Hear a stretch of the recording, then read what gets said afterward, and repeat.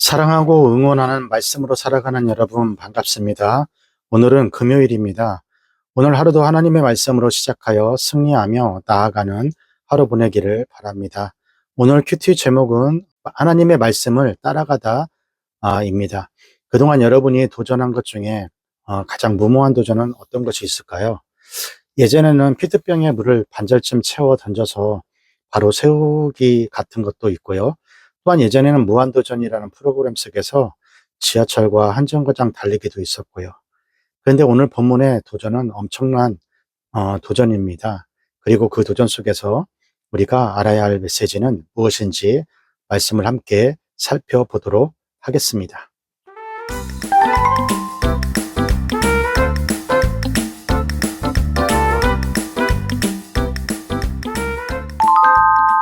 오늘 하나님 말씀은 창세기 12장 1절에서 20절까지입니다. 여호와께서 아브람에게 이르시되 너는 너의 본토 친척 아비집을 떠나 내가 내게 지시할 땅으로 가라. 내가 너로 큰 민족을 이루고 내게 복을 주어 내 이름을 창대케 하리니 너는 복의 근원이 될지라. 너를 축복하는 자에게는 내가 복을 내리고 너를 저주하는 자에게는 내가 저주하리니 땅의 모든 족속이 너를 인하여 복을 얻을 것이니라 하신지라. 이에 아브람이 여호와의 말씀을 쫓아갔고 롯도 그와 함께 갔으며 아브람이 하란을 떠날 때에 그 나이 75세였더라. 아브람이 그 아내 사레와 조카 롯과 하란에서 모은 모든 소유와 얻은 사람들을 이끌고 가나안 땅으로 가려고 떠나서 마침내 가나안 땅에 들어갔더라. 아브람이 그 땅을 통과하여 세겜 땅 모래 상수리 나무에 이르니 그때에 가나안 사람이 그 땅에 거하였더라. 여호와께서 아브람에게 나타나 가라사대 내가 이 땅을 내 자손에게 주리라 하신지라. 그가 자기에게 나타나신 여호와를 위하여 그곳에 단을 쌓고 거기서 베델 동편 산으로 옮겨 장막을 치니 선은 베델이요 동은 아이라. 그가 그곳에서 여호와를 위하여 단을 쌓고 여호와의 이름을 부르더니 점점 남방으로 옮겨갔더라. 그 땅에 기근이 있으므로 아브람이 애굽에 우거하려 하여 그리로 내려갔으니 이는 그 땅에 기근이 심하였음이라. 그가 애굽에 가까이 이를 때에 그 아내 사레더러 말하되 나 알기에 그대는 아리따운 여인이라. 애굽 사람이 그대를 볼 때에 이르기를 이는 그의 아내라 하고 나는 죽이고 그대는 살리리니 원컨대 그대는 나의 누이라 하라. 그리하면 내가 그대로 인하여 안전하고 내 목숨이 그대로 인하여 보존하겠노라 하니라. 아브람이 애굽에 이르렀을 때에 애굽 사람들이 그 여인의 심히 아리따움을 보았고 바로의 대신들도 그를 보고 바로 앞에 칭찬하므로 그 여인을 바로의 궁으로 취하여 드린지라. 이에 바로가 그를 인하여 아브람을 후대하므로 아브람이 양과 소와 노비와 암수 나귀와 약대를 얻었더라. 여호와께서 아브람의 아내 사레의 연고로 바로와 그 집에 큰 재앙을 내리신지라. 바로가 아브람을 불러서 이르되 내가 어찌하여 나를 이렇게 대접하였느냐. 내가 어찌하여 그를 내 아내라고 내게 고하지 아니하였느냐. 내가 어찌 그를 누이라 하여 나로 그를 취하여 아내를 삼게 하였느냐. 내 아내가 여기 있으니 이제 데려가라 하고 바로가 사람들에게 그의 일을 명하매 그들이 그 아내와 그 모든 소유를 보내었더라. 아멘. 지금 상상의 나라를 한번 펼쳐보겠습니다. 지금부터 제가 당신에게 보여주는 행성으로 가십시오. 그것은 달나라입니다. 달나라에서 당신이 아주 잘 살 수 있도록 도울 것입니다. 어떤가요? 어이없죠? 그런데 하나님께서 아브라함에게 나타나셔서 지금 살고 있는 땅을 떠나 가나안 땅으로 가라고 말씀하셨을 때 아브라함의 마음은 어느 정도 이와 같지 않았을까요? 왜냐하면 그것은 아브라함과 아무런 관계가 없는 곳이기 때문입니다. 이때에는 한번 정착한 곳에서 쉽게 떠날 수 없었습니다. 전 세계가 인터넷으로 연결되고 정보가 공유되는 요즘에도 다른 나라 가기가 쉽지 않잖아요. 아는 사람 하나도 없는 다른 곳으로 가라는 것은 여러분을 지금 당장 우주복을 입히고 달나라로 가라라는 매우 무모한 도전이었던 것입니다. 그런데 아브라함은 그 명령에 순종을 합니다. 창세기 12장 4절이에요. 이에 아브라함이 여호와의 말씀을 쫓아갔고 롯도 그와 함께 갔으며 아브라함이 하란을 떠날 때 그의 나이 75세였더라. 말씀하신 대로 떠났어요. 많은 사람들이 하나님께 순종하는 것이 무엇인지 묻습니다. 간단하죠? 말씀하신 대로 하면 되는 거죠. 결코 떠나기 쉽지 않죠. 아브라함의 나이가 지금 75세였습니다. 무엇인가 새롭게 시작한다는 것은 늦은 나이였습니다. 하지만 아브라함은 결단하고 조카 롯과 온 가족과 모든 소유, 종들을 데리고 떠났습니다. 어떤 사람들은 이렇게 말합니다. 하나님께서 미리 모든 것을 보여줬을 것이다. 아브라함은 과정과 결말을 모두 알고 있어서 손쉽게 떠날 수 있었다. 이렇게 말이죠. 그런데 절대 그렇지 않습니다. 히브리서 11장에 보면 아브라함이 어디로 가는지 모르고 나아갔다라고 합니다. 여정을 다 알고 있어서 여행을 떠난 것이 아니었다는 것이죠. 하나님 말씀이기 때문에 떠날 수 있었던 것입니다. 여러분이 이런 믿음의 시선을 가질 수 있기를 축복합니다. 세상에 보기에 어두운 길 같지만 빛 대신 주님을 쫓아갈 수 있기를 축복합니다. 하나님의 명령에는 이유가 있죠. 무모한 도전의 결과라고도 할 수 있습니다. 창세기 12장 2절에서 3절입니다. 내가 너로 큰 민족을 이루고 내가 복을 주어 내 이름을 창대케 하리니 너는 복의 근원이 될지라. 너를 축복하는 자에게는 내가 복을 내리고 너를 저주하는 자에게는 내가 저주하리니 땅의 모든 족속이 너를 인하여 복을 얻을 것이니라 하신지라. 하나님은 먼저 아브라함을 큰 민족으로 만들겠다라고 하십니다. 여러분은 큰 민족이면 몇 명을 떠올릴 수 있나요? 사람마다 다르겠지만 많은 후손을 낳을 수 있다라는 것은 공통점일 것 같아요. 그런데 우리가 알 수 있듯이 아브라함은 자식이 없었습니다. 그렇다면 이 약속은 언제 성취될까요? 처음 약속을 받고 25년이 흐른 뒤 성취됩니다. 만약 15살 된 청소년에게 약속하시고 25년을 기다린다면 어느 정도 이해가 되죠. 그런데 아브라함은 75세입니다. 25년 후라고 하면 100살인데 첫 아이를 낳는 것이죠. 분명 큰 민족이라고 했는데 100살의 아이를 낳아서 언제 큰 민족을 이룹니까? 생각할 수 있죠.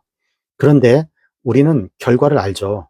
아브라함이 이삭을 낳고 이삭이 야곱을 낳고 야곱은 약 70명의 가족과 함께 이집트로 내려갑니다. 그렇게 내려간 지 400년 만에 남자 어른만 60만 명으로 짓게 되는 큰 민족을 얻게 되는 것이죠. 여기서 끝나는 것이 아닙니다. 갈라디아서 3장 29절에 보면은 너희가 그리스도의 것이면 곧 아브라함의 자손이요 약속대로 유업을 이을 자니라. 여러분, 예수님을 믿는 사람은 아브라함의 자손이 되는 것입니다. 물론 육적인 자손이 아니라 영적인 자손입니다. 지금까지 예수님을 믿는 사람이 얼마나 많나요? 하나님은 신실하게 그 약속을 이루신 것입니다. 그리고 그 자녀들을 복을 전하는 전달자입니다. 여기서 말하는 복은 복된 소식, 복음을 말하는데요. 사망 권세의 종으로 노예였던 인간이 하나님의 권세로 말미암아 예수 그리스도를 믿고 하나님의 말씀을 전하는 전달자가 되는 것이죠. 물론 이 과정은 녹록지 않습니다. 아브라함은 세겜 땅에서 또 베델 동쪽으로 이동합니다. 한 곳에 정착하기가 쉽지 않았던 것이죠. 9절에 보면 네게브라고 하는 곳으로 가는데요. 이곳은 광야지대입니다. 사람이 오래 살기에는 매우 힘든 곳입니다. 그런데 이곳에서도 아브라함은 하나님을 붙들고 있습니다. 이동하는 곳마다 제단을 쌓았다라고 합니다. 제단을 쌓았다라는 것은 하나님께 예배하였다라는 것입니다. 아브라함의 영적 자손인 우리도 마찬가지입니다.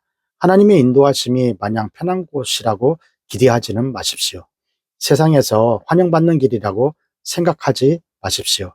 그 길은 힘들 수 있어요. 한 번에 정착하지 못한 아브라함처럼 부단히 찾고 노력해야 되는 삶일 수도 있습니다. 그러나 하나님께서 그 길에 함께 하십니다. 부르심의 길을 힘차게 걸어가는 여러분이 되기를 주님의 이름으로 바랍니다.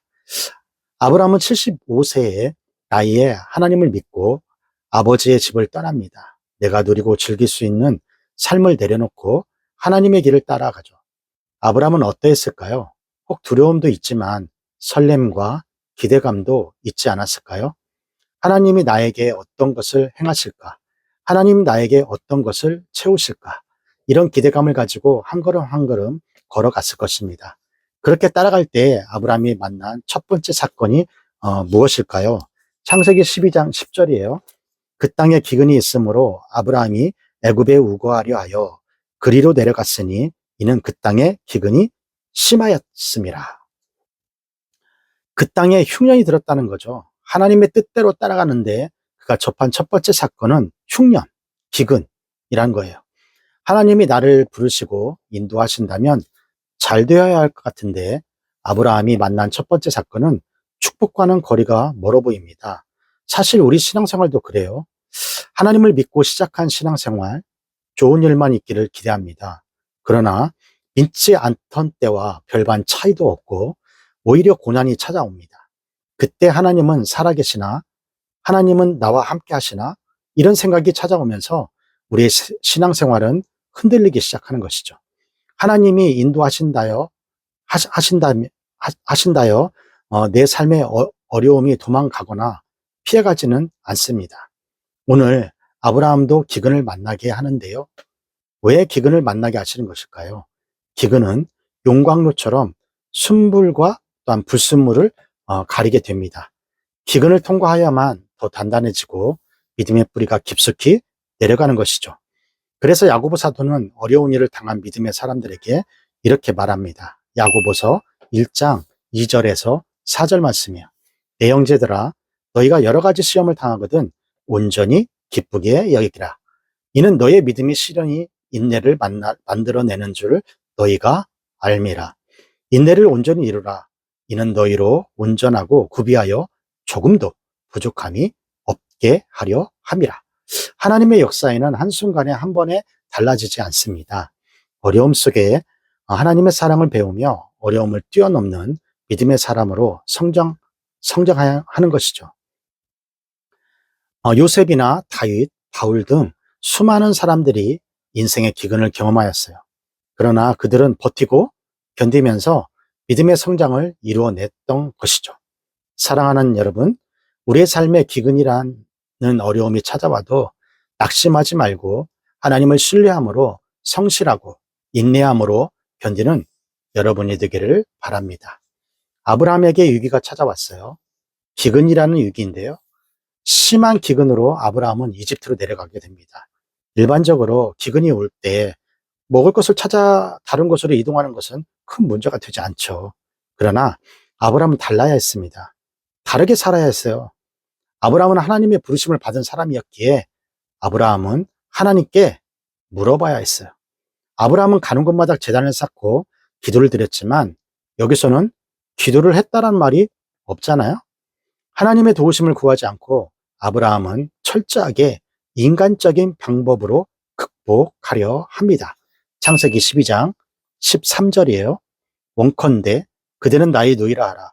그러면 내가 그대로 인하여 안전하고 내 목숨이 그대로 인하여 보존하겠노라 하니라. 아내 사라에게 아내가 아니라 여동생이라고 거짓말을 요청합니다. 이 선택이 어떤 결과를 가져올까요? 아브라함은 이집트에 가니 사라를 주목합니다. 더 나아가 이집트 왕실에 불려가 많은 선물을 받고 아내를 빼앗기는 위험한 상황을 맞이하게 됩니다. 믿음의 조상이라는 아브라함의 선택입니다. 이것은 우리에게 무엇을 보여주고 있나요? 아브라함의 믿음이 좋아서? 아브라함이 정직하여서? 아브라함을 하나님이 그래서 선택한 것이 아니라는 것을 보여주고 있는 거예요. 그리고 이상한 부분은 하나님이 이런 연약한 아브라함을 책망하지 않는다는 거예요. 하나님은 왜 아브라함을 책망하지 않았을까요? 여기서 우리의 연약함을 이해하시는 하나님을 보게 되는 거죠. 또한 꼬여있는 실타래를 풀어주시고 따뜻한 하나님의 사랑을 보게 되는 것인데요. 아브라함의 연약함을 보시고 아브라함을 포기하지 않으시고 다시 한번 의의 길로 인도하시는 하나님의 친절한 손길을 보게 되는 것입니다. 사랑하는 여러분, 하나님은 절대 포기하지 않으십니다. 신앙생활을 하다 보면 우리의 죄, 우리의 연약함을 보게 됩니다. 하나님께서는 우리의 약함을 보시고 우리를 사랑하시기로 결정하셨고 우리와 함께 하시기로 약속하셨습니다.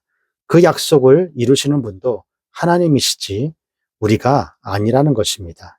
오늘 하루도 아브라함을 인도하시는 신실하신 하나님을 붙들며 우리 안에 역사하실 그 하나님을 기대하며 살아가는 여러분이 되기를 주님의 이름으로 축복합니다. 자, 여기까지가 창세기 12장 1절에서 20절 말씀이 되겠고요. 오늘 말씀을 통해서 우리는 무엇을 묵상하고 또 무엇을 적용해야 할까요? 첫 번째, 전혀 이해되지 않고 막연하고 손해보는 것 같아도 순종해야 할 하나님의 말씀이 있다면 무엇인가요? 복의 통로가 되게 하시고 어디에 있든지 무슨 환경이든지 주님만을 예배하는 하나님의 백성이 되었으면 좋겠습니다. 두 번째, 상황이나 사람으로 인해 두려운 마음이 들 때 내 생각이 앞서 경솔한 선택을 하지 않도록 어떻게 대처하는 것이 좋을까요? 우리의 삶에 어려움이 찾아올 때 불안하죠. 두려움으로 또 흔들릴 수 있습니다. 그러나 어려움과 문제가 찾아올 때 흔들리지 않기를 원합니다. 하나님의 신실하심을 기억하며 하나님의 도우심을 구하는 믿음의 사람으로 살아가는 여러분이 되기를 바랍니다. 교육부고 힘있게 외치고요.